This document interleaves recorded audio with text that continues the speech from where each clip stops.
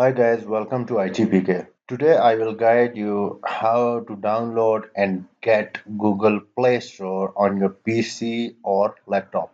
Before proceeding, please consider like and subscribe my channel. And this is very useful to get install Play Store on your PC and get all your required apps, games and everything else. To get to the Play Store, we have to go to BlueStacks.com. I will add this URL in the video description. That link will get you on the BlueStacks.com.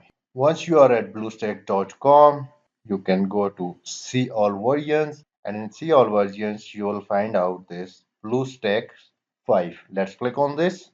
And BlueStack 5 will download our installation file into our computer. Let me go to download and click on save. Now it's downloaded the file. Let's go to the download folder. Let's double click on this file for the installation. Now click on install now and I agree.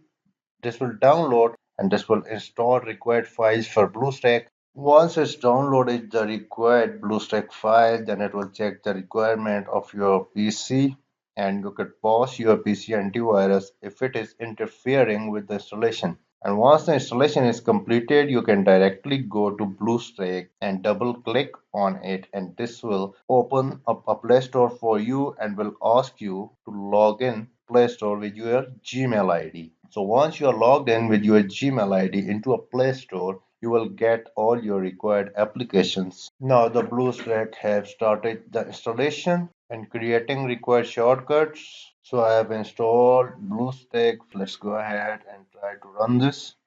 Perfect. Let's click on next, next, again, next, and done.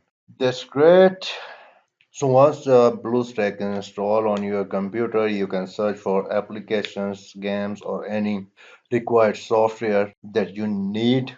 And you could also log in with your Gmail account to a Play Store.